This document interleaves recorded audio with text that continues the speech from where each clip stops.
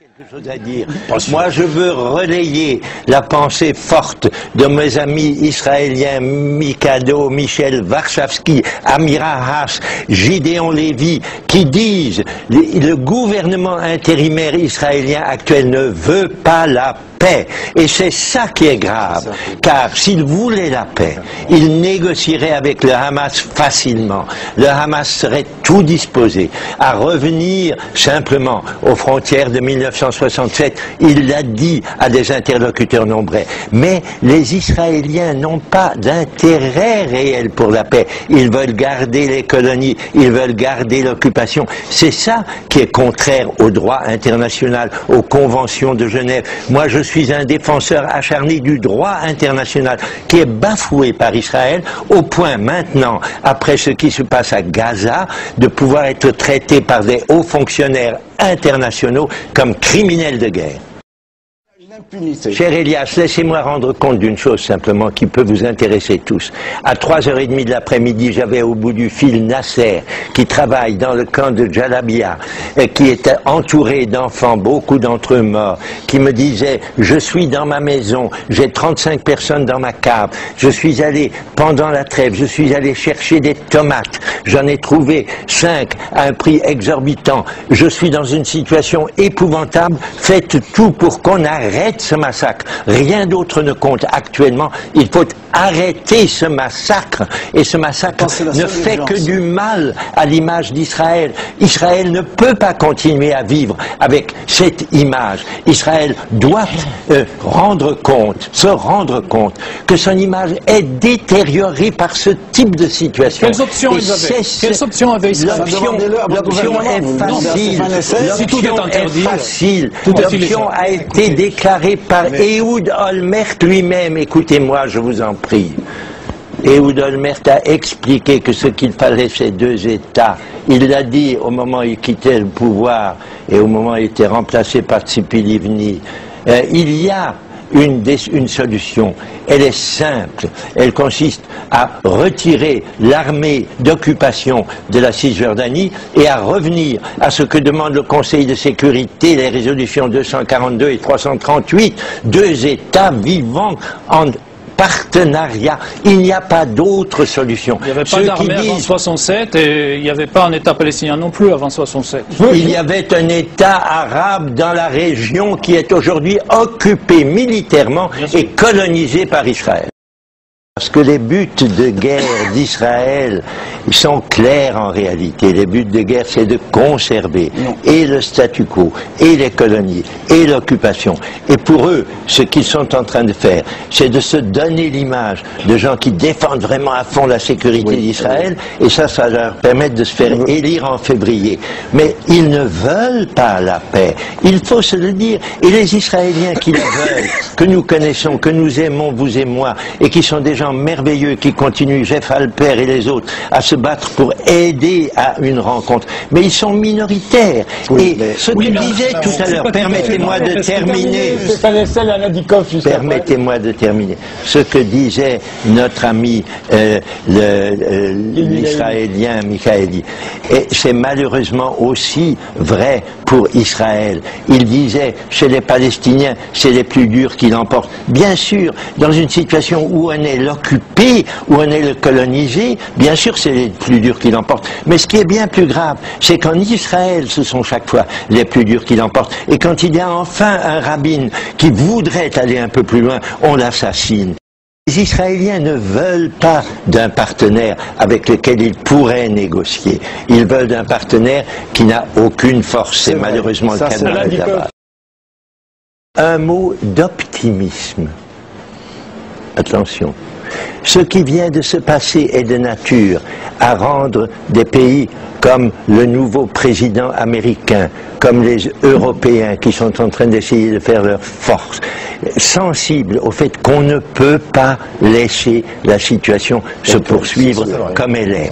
Et pour la première fois peut-être, l'intervention nécessaire, l'intervention internationale nécessaire est là comme une porte de sortie. Cette intervention ne s'est jamais jusqu'ici fortement imposée à Israël. Les États-Unis ont toujours laissé faire complètement, sans savoir qu'en laissant faire, ils poussaient Israël à sa propre perte, car c'est ça le risque. Moi qui aime Israël, qui voudrais qu'il y ait un Israël fort et un Israël prospère, je suis scandalisé par ce qui se passe, parce que les dirigeants israéliens actuels sont en train de creuser la tombe de leur pays par la façon dont ils opèrent. Mais par cette façon même, ils vont faire surgir, je l'espère, une volonté internationale de trouver un règlement au problème, et ce problème ne peut être résolu que par de fortes pressions internationales. Celles-ci vont peut-être venir dans quelques jours. Ils veulent garder les colonies, ils veulent garder l'occupation. C'est ça qui est contraire au droit international, aux conventions de Genève. Moi, je suis un défenseur acharné du droit international qui est bafoué par Israël au point maintenant, après ce qui se passe à Gaza, de pouvoir être traité par des hauts fonctionnaires internationaux comme criminels de guerre. Moi, je crois qu'il faut quand même nuancer un petit peu. On parle du Hamas, mais sans vraiment préciser ce que c'est. Je crois qu'il faut peut-être un petit peu en donner un peu plus de substance. Bon, et commencer par dire que sur ces positions, il y a les positions idéologiques de base qui sont en effet dans la charte de 1988, qui est une charte quand même, comme vous l'avez dit, qui est quand même assez terrible à bien des égards dans les articles qu'elle contient, qui s'inscrit clairement dans la filiation des frères musulmans, ce qui est tout à fait normal puisque c'est tout à fait proche de l'Égypte, et donc généalogiquement on comprend tout à fait ce lien. Mais ce qu'il faut voir au niveau de l'évolution, il ne faut pas uniquement, je crois, se focaliser aussi sur la charte, il faut aussi voir comment ils ont pu évoluer, et s'ils ont évolué, il faut se poser la question. Et à mon avis, ce qu'on peut dire sur l'opposition, puisque nous en avons parlé ici, par rapport à Israël, c'est que, très clairement, ils ne reconnaissent pas la légitimité de l'État. Mais ils sont prêts à une trêve de longue durée qu'ils appellent Houdna, qui peut durer 30 ou 40 ans. Donc c'est ça la possibilité d'ouverture. Il faut être assez clair sur ce qu'on a. Donc on est quand même dans un registre très différent du type d'accord qu'on essaie de négocier entre d'un côté les Israéliens et de l'autre côté l'autorité palestinienne, où là on est dans une reconnaissance mutuelle de légitimité. On n'est pas du tout dans le même type de registre entre Hamas d'un côté et Israël. Et ça c'est pour donner quand même le background aussi quand même du conflit actuel. Et on ne peut pas le comprendre si on n'intègre pas cette dimension-là. C'est pour ça que depuis l'arrivée du Hamas au pouvoir, d'abord par les élections, en effet en janvier 2006, il y a exactement 3 ans, et ensuite par son coup de force en juin 2007, à Gaza, on a alterné les périodes de calme relative avec des trêves qui ont été négociées, et de ce point de vue-là, le Hamas a été plutôt fiable dans le respect de la trêve. Grosso modo, bon, il y a eu évidemment des écarts de part et d'autre. C'est un point essentiel. Oui, ce que vous dites là, c'est essentiel. Mais bien sûr, je veux dire, il faut reconnaître que pragmatiquement, dans la gestion de tous les jours, il a su adopter des positions pragmatiques. Mais il a aussi su adopter, et on peut se poser la question pourquoi, et il n'a pas voulu reconduire formellement la trêve à la mi-décembre. Mon analyse, même si c'est assez compliqué de savoir ce qui se passe à l'intérieur d'un mouvement qui est en grande partie clandestin, c'est que les courants plus radicaux ont pris le dessus au cours de l'automne, et une des raisons, c'est certainement qu'ils n'ont rien obtenu de tangible au niveau du blocus. Je dirais très rapidement, juste pour réagir à ça, je dirais que non seulement à Gaza, on n'a rien obtenu, mais même en Cisjordanie, dans les discussions avec Mahmoud Abbas, rien n'a été obtenu. En fait, on n'a jamais rien obtenu de rien. Et donc ça, c'est un premier élément. Le deuxième élément que vous voulez dire, excusez-moi, on n'a rien obtenu d'Israël, vous voulez dire? D'Israël, il n'y a rien, il n'y a absolument rien, ni les uns ni les autres. La seule chose, c'est que les colonies de peuplement continuent en Cisjordanie. Au moment où on parle de trêve, elles se multiplient en Cisjordanie. Et le deuxième élément qui pourrait être ajouté à votre élément d'analyse, c'est que la deuxième des choses, c'est que ce qu'on entend à Gaza pendant la trêve, c'est qu'effectivement, il y a déjà des préparatifs en Israël de rompre la trêve et d'intervenir à Gaza. Ça, c'est entendu à Gaza. Nous, on n'a pas su à la fin de la trêve qu'Israël allait intervenir. On en a entendu parler déjà, même à l'extérieur, avant. Donc ce que vous dites, c'est qu'ils ne veulent pas reconduire la trêve. Ils entendent que du côté israélien, il va y avoir une intervention. Et cette intervention, ben, on l'a aujourd'hui sous les yeux. A priori, que personne ne voulait reconduire la trève. Les états-majors sont payés pour avoir de projets. c'est après les gouvernements qui donnent l'ordre. Donc le fait qu'il y avait des plans, ça ne veut rien dire. Mais vous êtes d'accord? Mais les états-majors ont des projets. C'est normal d'avoir un plan d'envahir le. Bien sûr. L'Union soviétique ils sont payés pour. avait des plans pour envahir la France. Ils sont payés pendant pour. les 40 années. Ils sont payés pour avoir des plans. C'est vraiment un Finissez, débat. Guil, et je vous donne la parole. Ce que je veux dire, c'est que c'est vrai que côté israélien, et je partage la critique, il y a un problème avec la colonisation. Il y a un grave problème. Alors ce que je veux dire aussi, qu'il y a quand même des faits. C'est que d'un côté Israël continue la colonisation, d'autre côté elle a montré par 2 fois, avec l'Égypte en 82 et en Gaza en 2005, qu'elle est capable aussi de faire le contraire, de démanteler le colonie d'implantation. Et je pense que ce sont des points extrêmement importants, parce que l'autre grand empêchement, très grand empêchement, est malheureusement, à mon avis, que la société palestinienne est incapable d'avoir une synthèse nationale et d'imposer un compromis. C'est-à-dire que n'importe quelle force politique crédible n'a pas le choix que de s'aligner sur le plus radicaux. Autrement, tout part en éclat. Donc il y a 2 empêchements. Il y a le problème de colonisation côté israélien, que j'ai montré que les Israéliens sont bien capables de surmonter. Ils sont quand même avant, pendant les négociations avec l'Égypte, Israël a continué, ils ont construit des maisons qui étaient démontées 12 ans plus tard. Donc Israël est bien capable, elle a montré avant qu'elle est capable. Le problème, c'est que les Palestiniens ne montrent pas de leur côté qu'il y a un gouvernement, un courant politique qui est capable de quelque chose qui n'est pas les dominateurs communs les plus larges et donc les plus radicaux. C'est un discours qui est aussi vieux que le conflit. C'est un discours colonial qui a une terminologie en apparence objective et une terminologie d'analyse sociopolitique. C'est un discours qu'on n'a pas arrêté d'entendre. Vous ne pouvez pas. Les Israéliens n'arrivent pas à comprendre que jusqu'à présent, s'il y a un partenaire qui a fait une concession et qui a été infiniment plus capable qu'eux, c'est le partenaire palestinien. Car c'est le partenaire palestinien qui, sans jamais il renoncera à savoir que la Palestine est sa patrie, c'est quand même le partenaire palestinien qui a accepté de la partager et qui a fait ce compromis historique. Et ça, Israël, à ce jour, n'a pas été capable de faire le moindre pas en termes de processus de paix et d'application des accords signés par tout leur gouvernement. Je ferme la parenthèse car on n'est pas là pour ça. On n'est pas là non plus pour faire... on est en train d'entrer dans beaucoup de sujets qui sont des sujets post-affrontement. Qu'est-ce que je veux dire par là? Il est passionnant et très important de discuter de l'évolution du Hamas, sa nature, des tendances, des courants. Mais aujourd'hui, nous sommes dans une situation d'extrême urgence. Oui. Notre problème n'est pas de savoir si le Hamas un jour négociera ou pas, si Israël un jour pourrait démanteler ses colonies ou pas. Nous avons un problème crucial, qui est un problème d'impunité absolue. Car il se déroule sous nos yeux un massacre de populations civiles. On ne peut pas discuter d'autre chose aujourd'hui. Il y a cette urgence et il y a une réponse à donner à cette urgence. Je vous dis 2 choses.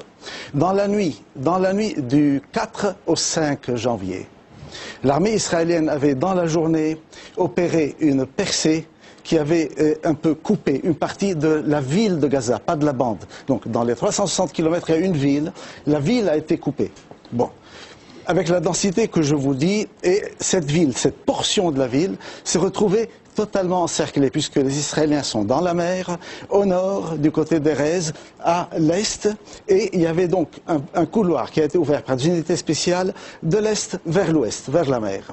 Cette nuit-là, à l'aube, l'état-major israélien annonce que son aviation a fait 170 raids aériens. Vous réalisez ce que ça veut dire ? Et avec cette espèce de truc tout à fait gentil, vous savez, on leur a téléphoné pour leur dire d'évacuer leur maison, et on a dit à la population civile de partir. Mais elle partirait où, la population civile? Elle va où? Elle se jette dans la mer? Elle va où? Ça, en plus, vous réalisez ce que c'est? C'est un bidonville. Vous savez ce que c'est un tapis de bombe? 170 raids aériens? Alors pourquoi sur 1 million c'est une riposte d'habitants, il n'y a que 300 ou 400 morts civils? Si l'armée la plus puissante du Moyen-Orient essaye d'éliminer les Palestiniens, oui, non, mais la moitié sont de combattants. Attendez que l'on voit, attendez la fin, et on va avoir de très mauvaises surprises, hélas, parce que ce sont nos enfants qui meurent. Mais ça, je respecte tout à fait cela, mais je vous rappelle Jenin. À Jenin, on parlait de... Je préfère qu'il ne meure pas. Moi aussi. Mais à Jenin, on a annoncé un génocide. On a fait un film, on a parlé des chiffres. Il y avait 52 ou 54. Je peux vous 500 massacres. Hein. Je dis qu'aujourd'hui, il y a une urgence, il y a une impunité. Cher Elias, laissez-moi rendre compte d'une chose simplement qui peut vous intéresser tous. À 3h30 de l'après-midi, j'avais au bout du fil Nasser, qui travaille dans le camp de Jalabia, qui était entouré d'enfants, beaucoup d'entre eux morts, qui me disait « Je suis dans ma maison, j'ai 35 personnes dans ma cave, je suis allé... Pendant la trêve, je suis allé chercher des tomates. J'en ai trouvé 5 à un prix exorbitant. Je suis dans une situation épouvantable. Faites tout pour qu'on arrête ce massacre. Rien d'autre ne compte actuellement. Il faut arrêter ce massacre.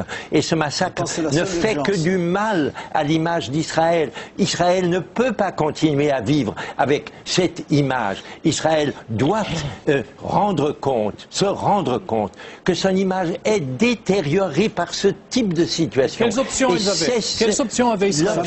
L'option est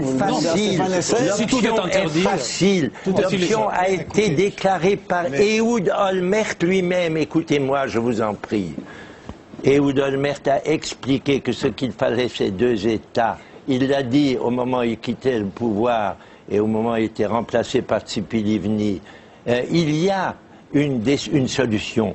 Elle est simple. Elle consiste à retirer l'armée d'occupation de la Cisjordanie et à revenir à ce que demande le Conseil de sécurité, les résolutions 242 et 338, 2 États vivant en partenariat. Il n'y a pas d'autre solution. Il n'y avait pas d'armée avant 67 et il n'y avait pas un État palestinien non plus avant 67. Il y avait un État arabe dans la région qui est aujourd'hui occupé militairement et colonisé par Israël. Mais alors je vous interromps juste... La Jordanie n'avait pas l'attitude qu'a le Hamas vis-à-vis d'Israël. Je vous interromps puisqu'on l'Égypte nassérienne, on en vient à l'offensive elle-même. Je vous propose de revoir compilation de ce qu'on a pu voir. Vous parliez d'images, regardons les images de ce qu'on a pu voir sur France 3 depuis le début de l'offensive.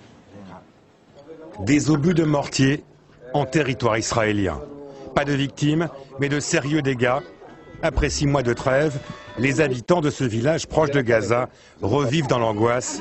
Ils craignent de nouvelles attaques palestiniennes. Réplique immédiate de l'armée israélienne.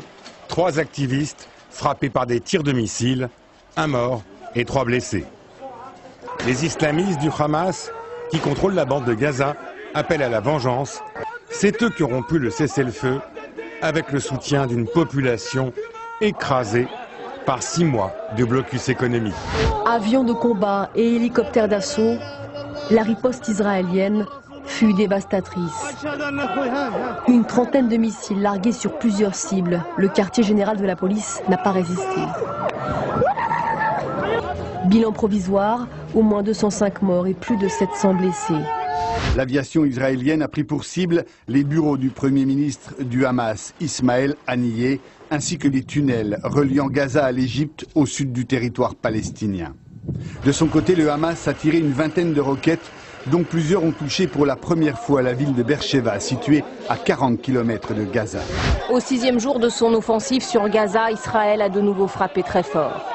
2 missiles lâchés sur un bâtiment de 5 étages dans ce camp de réfugiés au nord du territoire palestinien. Un raid ciblé, l'homme à abattre était un responsable politique du mouvement islamiste Hamas. L'homme a été littéralement déchiqueté à l'intérieur de sa maison avec ses 4 épouses et 3 de ses enfants. Au 7e jour de son offensive sur Gaza, Israël poursuit sans relâche ses raids ciblés sur le territoire palestinien. Hier, 2 missiles sur 7 immeubles ont tué l'un des chefs politiques influents du Hamas ainsi que sa famille. Des tirs d'obus israéliens viennent de frapper une école de l'ONU où s'étaient réfugiées des dizaines de familles. On compte au moins 40 morts, selon un premier bilan. Des femmes, des enfants, des vieillards. Sur le terrain, les unités d'élite tentent toujours d'avancer en profondeur. de jour comme de nuit, les opérations commando se multiplient. Voilà où nous en sommes, des commentaires sur moi j'aimerais juste, parce que je suis choqué. J'aimerais vous dire une chose, je ne suis pas le seul, je pense qu'on est nombreux à être des Européens, à vivre en Europe et en Occident et à voir la couverture médiatique, et on a l'impression que la propagande israélienne fonctionne jusque-là. Là, ce qu'on vient d'entendre, en une phrase, c'est le Hamas qui a rompu la trêve, c'est tout ce qui est dit, c'est la légitime défense d'Israël. Et puis, dans le massacre, on met en évidence qu'on est en train de cibler un certain nombre de membres du Hamas. La réalité, elle est qu'aujourd'hui, les organisations de solidarité, les Nations Unies, qu'est-ce qu'elles disent ? Tous ceux qui sont sur le terrain, qu'est-ce qu'ils disent? Ils disent, vous ne vous rendez pas compte de ce qui est en train de se passer. C'est un massacre de civils, c'est un massacre d'une population. Alors moi, je trouve très cynique, je suis désolé de vous le dire, d'entendre dire, mais alors si on bombarde autant, pourquoi il n'y a pas plus de morts? Où sont-ils? Attendez, quand même, je veux dire, vous pouvez en arriver à ce cynisme-là? Les gens sont... C'est du cynisme, vous êtes dans le calcul et en essayant... Non. Je pense une seule chose, c'est que quand on entend... C'est pas à l'aveugle. Attendez, un massacre, c'est Hamas, 82, quand Assad liquide 20 000 frères musulmans. Attendez, ça, c'est à l'aveugle. Attendez, quand on frappe une école et puis qu'on tue les gens et qu'ensuite on essaye de... Est-ce que quelqu'un a ciblé une école? Attendez. Oui, après on dit il y avait des gens du Hamas et que l'ONU est en train de dire il n'y avait aucune personne du Hamas, il n'y avait aucun militant, il n'y avait aucun militaire. Je veux dire qu'aujourd'hui, je ne comprends pas comment vous pouvez être assis ici, voir ce qui est en train de se passer et ne pas prendre une position simple, qui est la seule qui soit la condamnation totale et absolue de ce qu'on est en train de voir et ne pas essayer de tourner ceci en compassion n'est pas raison. Israël est victime. C'est pas une compassion, c'est de la justice. Que si. Je ne suis pas du tout dans la compassion, je suis dans l'ordre de la justice. Madame, je comprends parfaitement votre réaction et je comprends parfaitement votre émotion. C'est celle que moi j'ai éprouvée de mon côté dans des circonstances différentes. Vous n'éprouvez pas là? Écoutez, oui, Est-ce que bien vous sûr. l'éprouvez là? Mais écoutez, voyez. Est-ce que vous condamnez ça? On ne fait pas ici une discussion à l'estomac. Bien sûr que non, je ne le condamne pas. Vous ne condamnez pas ça? Non. Et je vais vous expliquer pourquoi. Mais ça vous suffit. C'est-à-dire que les civils palestiniens ont moins de droits que les civils israéliens. Mais moi, si vous voulez, je ne fais pas un débat à l'estomac pour vous raconter la pauvre femme du kibbutz Metzer et de son fils qui ont été poignardés dans la nuit. On peut aller loin comme ça et on n'ira pas très loin. Je vais plutôt vous dire ceci. Il me semble que dans cette affaire, il y a un jeu d'échecs derrière ces choses affreuses qui, bien entendu, ne me plaisent pas plus qu'à vous. Ça, je m'en doute. Mais d'ailleurs, je ne vous accuse pas de vous complaire dans les massacres qu'ils ont pu avoir dans l'autre camp. Ce n'est pas du tout mon but de vous stigmatiser. Mais en revanche... ce que en passant, vous le faites, mais allons-y. Mais non, vraiment, ce ne sont pas des formules, c'est vraiment ce que je pense. Ce sont des formules, monsieur. Condamnation de tout meurtre de civils, parce que ce sont des meurtres. Non, vous ne pouvez pas, parce que vous allez vous mettre dans une situation impossible. Mais allons-y maintenant. Le problème, c'est que Sharon gagne des élections contre tous les colons qui ne veulent pas partir, en enlevant un petit nombre pour commencer, et en disant, en évacuant Gaza, Israël n'a pas diminué sa sécurité, elle l'a augmentée. Et cette phrase, malheureusement, est démentie par d'abord le djihad islamique, qui est le faux-nez des services secrets iraniens, et qui entraîne Hamas dans une logique où probablement, là je vous rejoindrai, on aurait dû faire quelque chose pour qu'ils ne se joignent pas. Mais le fait est là. Et à partir de là, eh bien c'est très simple. Il faut évacuer la Cisjordanie, il faut cet État palestinien.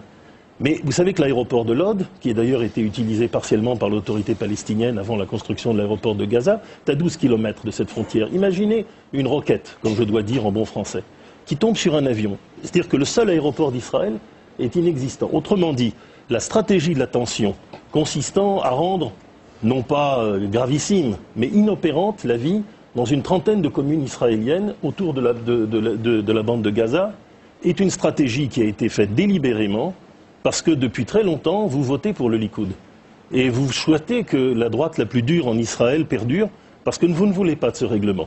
Or, Mahmoud Abbas est d'une autre opinion, et Al-Fatah est d'une autre opinion. Donc, je pense pour ma part que si le parti Kadima et le parti travailliste qui souhaitent rendre la Cisjordanie assez vite, et en évacuant la quasi-totalité des implantations qui seront sur ce territoire, et Olmert, dans son discours de démission, a annoncé que 100% du territoire de 67, par des rétrocessions de territoires israéliens compensatoires, et Jérusalem-Est... Ça, c'est ce qu'il a dit, mais est-ce que c'est ce qu'il fait? Mais écoutez, pour le faire... Parce qu'il y a 12 000 colons qui se sont installés quand 8 000 ont quitté Gaza. Il a une démocratie. Il a une démocratie. Certains de ces colons, comme vous les appelez à juste titre, se sont installés dans des territoires que Arafat avait accepté de laisser à Israël dans l'échange général dès l'an 2000. Ils ne sont pas installés au milieu de la Cisjordanie à provoquer la population. Pour le reste, bien évidemment, c'est une démocratie. Et il faut battre les adversaires du processus de paix. Il faut arriver avec des résultats. Sharon, outre son accident vasculaire, a dit, en évacuant Gaza, vous verrez, la tension va baisser. Elle a monté. Kadima a dit, nous allons négocier, nous allons stabiliser Mahmoud Abbas. Il a été balayé par un parti dont le programme est quand même connu de tous les Palestiniens, qui est un peuple très politisé. L'évacuation de Gaza était un moulinet à deux bras. On évacuait d'une part, et à ce moment que le mur s'est lancé sur le territoire cisjordanien. Qui est un peuple très politisé. L'évacuation de Gaza était un moulinet à deux bras. On évacuait d'une part, et à ce moment que le mur s'est lancé sur le territoire cisjordanien, on a mangé 40 à 45%. C'est à ce moment que les colonies qui sont au nord de Jérusalem ont été reliées, d'ailleurs avec des projets de compagnies françaises, Alstom entre autres, par des réseaux qui les ont connectés et qui ont encerclé la ville en la reliant à Jérusalem-Ouest. C'est à ce moment que la colonisation a quasiment triplé, c'est-à-dire qu'on se retirait d'une part pour précisément tout avaler de l'autre. Et dans cette mesure, Sharon, qui n'est pas du tout un personnage que je trouve très sympathique, est quand même un redoutable stratège. Sharon avait une chose extrêmement intelligente dans le retrait, qui se présentait comme un geste pacifiste et qui était en fait accompagné d'une annexion à toute blinde, à toute vitesse. Et je sais de quoi je parle à l'UNESCO dans mes fonctions depuis 3 ans. Je suis en train de négocier ce qui se passe dans la vieille ville de Jérusalem. Jérusalem est annexée. Les Arabes disent il faut préserver Jérusalem, il faut la reprendre. Il ne s'agit même pas de la préserver. C'est complètement annexé, c'est fini. Les tramways circulent, les colonies. Jérusalem est maintenant totalement encerclée par une ceinture de colonies. Les colonies qui vont de l'ouest de la ville. Et tout ça fait partie des antécédents du pourrissement. Et tout ça fait qu'aujourd'hui, et moi il y a une seule question que je me pose. Les Israéliens ont les moyens militaires de l'emporter à Gaza. Si l'on veut.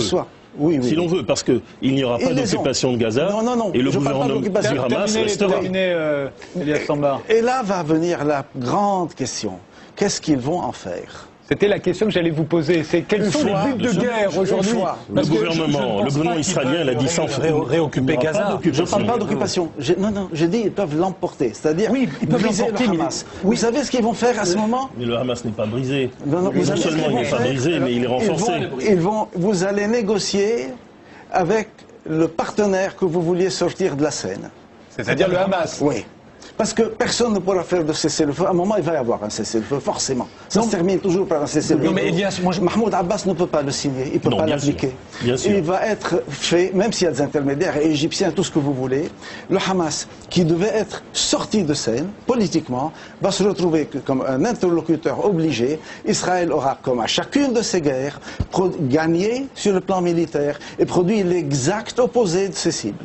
À chaque fois. Et c'est ça, moi, qui me consterne. Ça fait un siècle que ce conflit dure. On passe notre temps à dire « Ah oui, il y a eu ça, et puis il y a eu ça ». Mais qu'est-ce qui fait que personne n'a appris qu'il y ait des roquettes sur une cuisine et qu'il y ait des raids sur je ne sais quoi. Personne n'a appris que ça ne marchait pas. Que l'écrasement ne marchait pas. Mais cher Sambar, écoutez-moi. Ça marche. Pourquoi ça marche ? Parce que les buts de guerre d'Israël sont clairs en réalité. Les buts de guerre, c'est de conserver et le statu quo, et les colonies, et l'occupation. Et pour eux, ce qu'ils sont en train de faire, c'est de se donner l'image de gens qui défendent vraiment à fond la sécurité d'Israël, et ça leur permet de se faire élire en février. Mais ils ne veulent pas la paix. Il faut se le dire. Et les Israéliens qui la veulent, que nous connaissons, que nous aimons, vous et moi, et qui sont des gens merveilleux, qui continuent, Jeff Alper et les autres, à se battre pour aider à une rencontre. Mais ils sont minoritaires. Et ce que disait tout à l'heure, permettez-moi de terminer.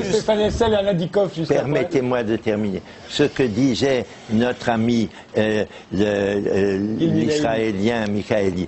Et c'est malheureusement aussi vrai pour Israël. Il disait, chez les Palestiniens, c'est les plus durs qui l'emportent. Bien sûr, dans une situation où on est l'occupé, où on est le colonisé, bien sûr, c'est les plus durs qui l'emportent. Mais ce qui est bien plus grave, c'est qu'en Israël, ce sont chaque fois les plus durs qui l'emportent. Et quand il y a enfin un rabbin qui voudrait aller un peu plus loin, on l'assassine. Donc, les buts de guerre d'Israël, il faut le reconnaître, sont le statu quo. Une précision et ensuite, Stéphane, vous m'avez mal compris. Quand je dis ça ne marche pas, je pars de l'hypothèse que les Israéliens, qui sont des êtres humains normaux comme nous tous, veulent vivre. Vivre, oui, mais ils veulent vivre sans être dans une quotidienneté de cauchemar. Qu'est-ce que vous voulez dire, excusez-moi Stéphane Hessel, vous voulez dire qu'en fait ça fait partie des buts de guerre d'Israël, que le Hamas se trouve renforcé, parce qu'avec le Hamas, ils ne feront pas la paix? C'est ça que vous voulez dire? On peut presque aller jusque-là, puisqu'à un moment donné, ce sont les Israéliens qui, pour contrer le Fatah, ont encouragé le Hamas. Les Israéliens ne veulent pas d'un partenaire avec lequel ils pourraient négocier. Ils veulent d'un partenaire qui n'a aucune force. C'est malheureusement le cas de là-bas. Mais je crois que ce que vous dites de la société israélienne est quand même un peu simplificateur. Parce que quand vous regardez par exemple les sondages de façon très régulière sur les 15 dernières années, il y a une majorité éclatante et très claire de plus de 65%, comme du côté palestinien d'ailleurs, qui sont favorables à une solution des deux États. Toujours. Donc ils existent, ces gens-là. Le problème, à mon avis, c'est qu'il y a souvent des logiques de court terme. Et je crois qu'on est précisément dans ce type de logique de court terme qui font complètement exploser ça et qui vous font comprendre que des gens qui peuvent par ailleurs être à gauche peuvent se retrouver malgré tout dans des circonstances comme ça, sur des positions qu'on qualifierait intransigeantes et va-t-en-guerre. C'est ça qu'il faut comprendre. C'est les logiques de court terme avalent constamment ces logiques de long terme. Et le vrai problème, c'est que c'est une question de temporalité en ce sens-là. Oui, mais simplement, si je peux réagir sur le court et le long terme. C'est-à-dire que si on regarde dans les stratégies des politiques, sur le long terme, si on prend simplement la carte depuis 48 jusqu'à maintenant, c'est consternant. On est passé de quoi à quoi? Finalement, c'est plus rien aujourd'hui. Les potentialités de deux États, ça se réduit à quoi? Regardez la carte et l'évolution d'Israël par rapport au territoire palestinien. Donc vous êtes contre le retour aux frontières de 67? Si. Moi, moi, ce que je vous dis, c'est que maintenant, quand on voit comment ça a évolué, très difficile à appliquer. Ça va être même très difficile à évoluer. Mais ce que j'aimerais appliquer, ce que j'aimerais dire, c'est que vous voyez l'évolution à long terme. Je pense qu'il y a une stratégie qui va sur le long terme à rendre cette situation pratiquement impossible. Je ne vois pas de volonté politique. Mais par contre, l'opinion publique des deux côtés, elle aimerait la paix, mais ponctuellement, quand on regarde les sondages, sur la dernière attaque sur Gaza, 80% des Israéliens soutenaient le gouvernement. Ça confirme ce que je disais. Mais ce que je veux dire, c'est qu'il faut avoir, si je peux juste terminer ça, je pense qu'il faut avoir les deux éléments, mais là où je ne suis pas d'accord avec Elias Sambar, et je suis plutôt d'accord avec ce que Stéphane Hessel disait, c'est que finalement, la stratégie d'un certain nombre de politiques dans ce qui est aujourd'hui l'annexion, ça marche. Parce qu'au fond, c'est pas la paix qui est voulue. Sur deux raisons. La première, j'aimerais dire une chose, c'est qu'on a assassiné même le cheikh Yassine.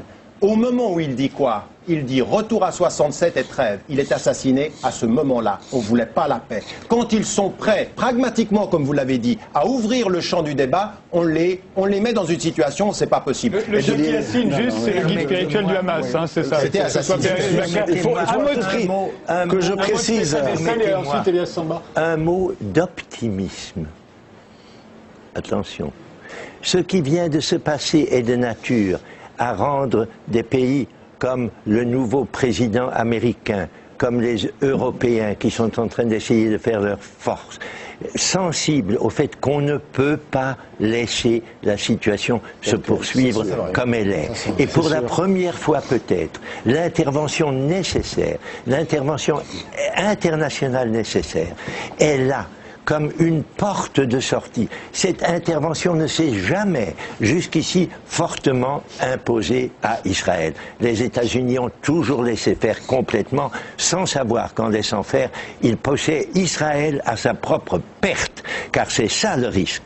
Moi qui aime Israël, qui voudrais qu'il y ait un Israël fort et un Israël prospère, je suis scandalisé par ce qui se passe, parce que les dirigeants israéliens actuels sont en train de creuser la tombe de leur pays par la façon dont ils opèrent. Mais par cette façon même, ils vont faire surgir, je l'espère, une volonté internationale de trouver un règlement au problème. Et ce problème ne peut être résolu que par de fortes pressions internationales. Celles-ci vont peut-être venir. Puisque vous parlez de pression internationale, je voudrais qu'on dise un mot, et comme ça vous pourrez, je vous donnerai la parole à tous les deux, pour savoir ce qui peut se passer après. Revenir sur l'initiative franco-égyptienne, puisque Nicolas Sarkozy était au Proche-Orient le 5 et 6 janvier.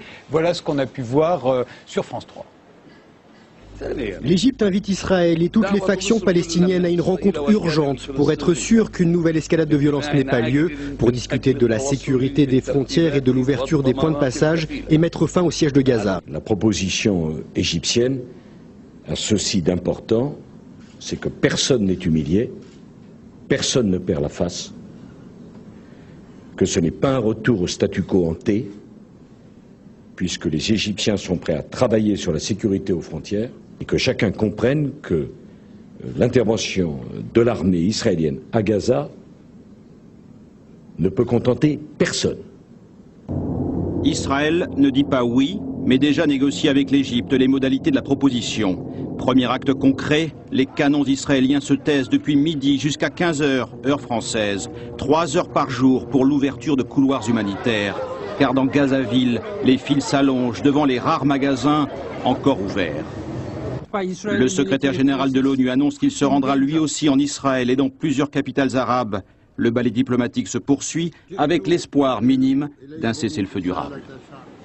Alors, Stéphane Hessel a anticipé sur la conclusion de cette émission en nous donnant une note d'optimisme. Elias Sambar, vous partagez cette petite partie? Je suis sûr qu'il va y avoir des pressions très très fortes.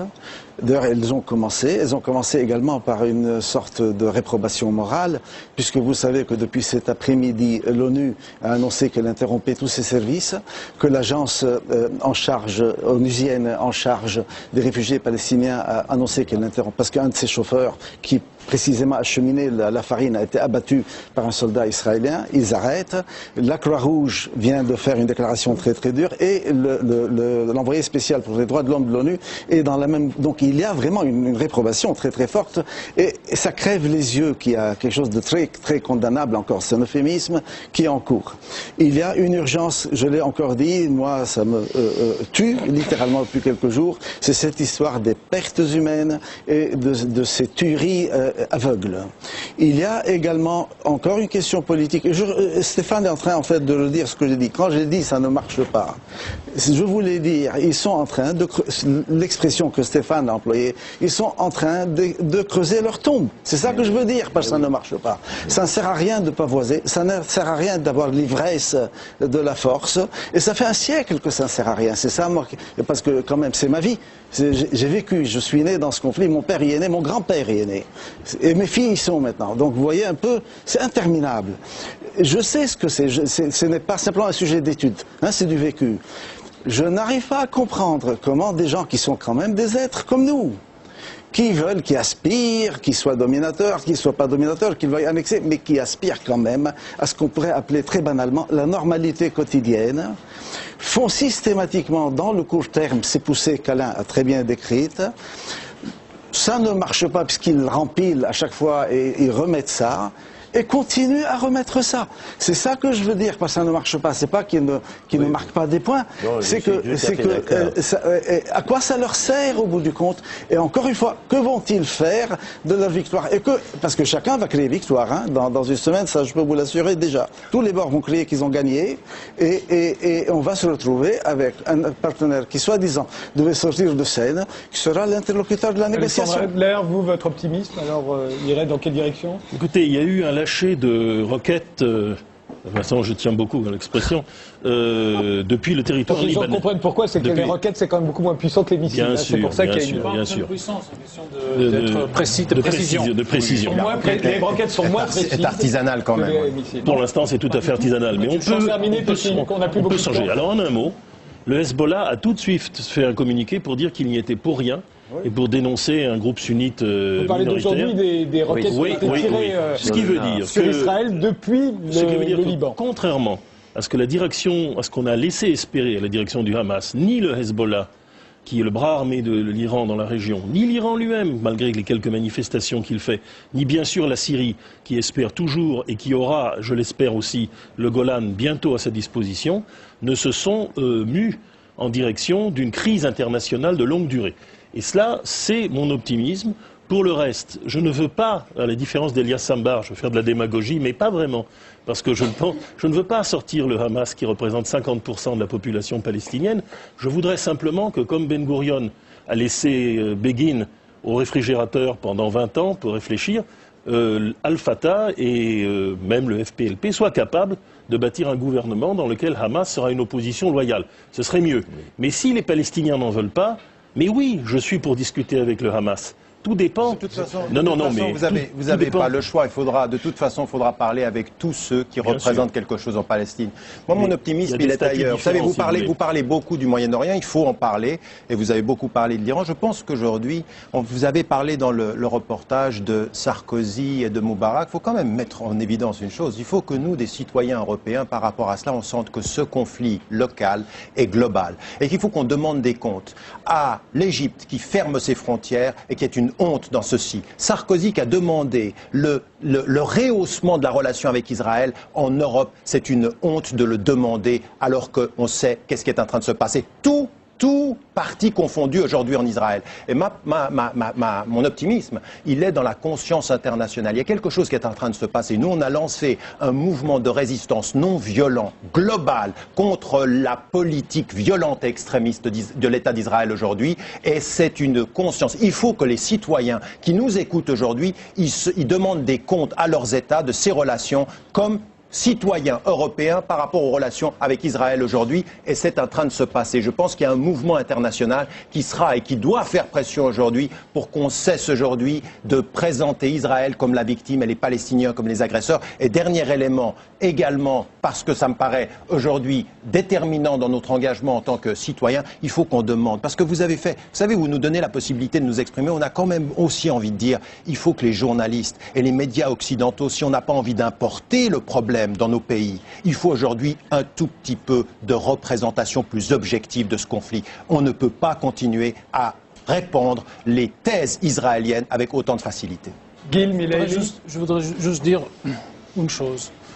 En 2000, Israël s'est retiré de ceux des Liban. L'ONU était d'accord que l'affaire devait être réglée à ce moment-là. La réponse de Hezbollah, qui avait le droit de dire que peut-être il y a quelques kilomètres carrés qu'il fallait encore rendre, la réponse était la violence.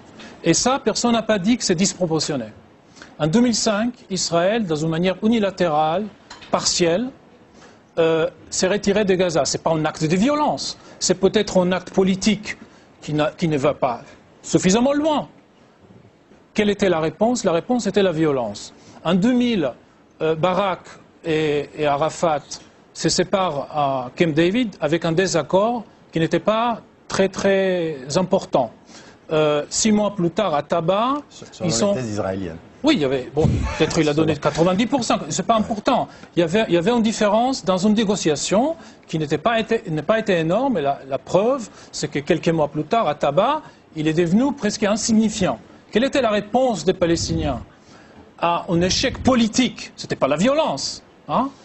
La violence, l'intifada. Et donc, après tenir tous ces discours-là, quand Israël n'a pas vraiment le choix, Donc, quand on est échec politique, quand on n'est pas satisfait politiquement, on a le droit d'utiliser les armes, qu'est-ce qu'on peut attendre de l'adversaire? Radikov, très vite. Ne recommencez pas le débat, pardonnez-moi. Vous savez bien que ça se termine. 3 points très rapides. Cesser le feu immédiat. Je pense que c'est ça la nécessité de l'heure.